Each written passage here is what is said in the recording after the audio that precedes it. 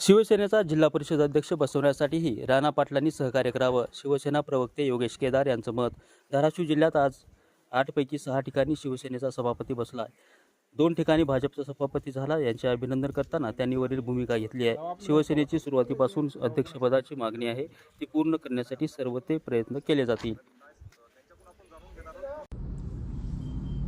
धाराशिव जिल्ह्यामध्ये 8 पैकी 6 जागांवरती शिवसेनेचे सभापती काल निवड झाले. त्या सर्व सभापतींचं आणि उपसभापतींचं मी स्वागत आणि अभिनंदन करतो.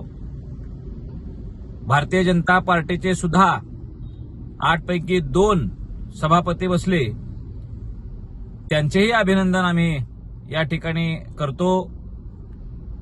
परंतु सन्माननीय मुख्यमंत्री एकनाथ शिंदे साहेबांच्या नेतृत्वातील शिवसेनेचा धाराशिव जिल्ह्याच्या जिल्हा परिषदेच्या अध्यक्षपदाचा आग्रह कायम आहे.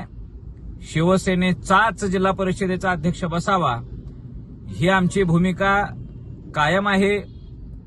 आम्ही भारतीय जनता पार्टीच्या सोबत महायुती म्हणून लढलो आणि महायुती म्हणून आमची एक मागणी आहे की धाराशिव जिल्ह्यामध्ये शिवसेना हा मोठा पक्ष आहे.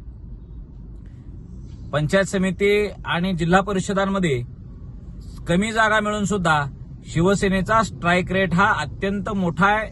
इतर कोणत्याही पक्षामध्ये आमच्या जागा तशा कमी जागा मिळालेल्या असताना जास्त जिंकलेल्या आहेत. आम्ही 65% जास्त आमचा स्ट्राईक रेट आहे.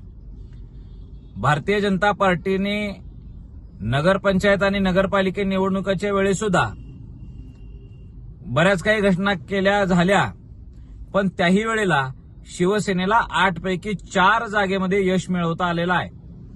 आणि म्हणून शिवसेना हा धाराशिव मधले एक मोठा पक्ष आहे. आमचा तो धाराशिव हा बालेकिल्ला आहे. राणा पाटलांनी आता सहकार्य करावं, विरोध करू नये. किती वेळा आपल्या घरातच पद ठेवायचे, आपल्या पत्नीचंच नाव पुढं करायचं, हे असं होऊ नये. लोकांमध्ये ती चर्चा आहे, ती चुकीच्या पद्धतीनं चर्चा आहे. मल्हारने सुद्धा शिवसेनेत फूट असल्याच्या बातम्या मागच्या निवडणुकांच्या नंतर पेरल्या. त्या गोष्टीचा प्रतिवाद करण्याची भूमिका आम्ही घेतली आणि शिवसेना हा एकच आहे, एकच पक्ष आहे. शिवसेनेत फूट पडणार नाही. प्रसंगी विरोधात बसण्याची तयारी आमच्या पालकमंत्री महोदयांनी सुद्धा जाहीर केली. त्यामुळं आमच्या पक्षाचे मुख्य नेते एकनाथ शिंदे साहेबांचं नेतृत्वावर धाराशिव जिल्ह्यानं टाकलेला विश्वास, त्या जनतेचाही आभार मानतो. आणि पालकमंत्री साहेबांचं अचूक नियोजन, तानाजीराव सावंत साहेब आणि रवी सरांचं नेतृत्व, आमचे संपर्क प्रमुख राजन साळवी साहेबांचीही आमच्या जिल्ह्यामध्ये एक मोठी भूमिका राहिलेली आहे. आणि शाखा प्रमुख ते जिल्हा प्रमुख या सर्वांचं मी अभिनंदन करतो. येणाऱ्या काळामध्ये शिवसेनेचा धाराशिव जिल्ह्याचा जिल्हा परिषदेचा अध्यक्ष असेल अशी स्पष्ट भूमिका यावेळी व्यक्त करतो.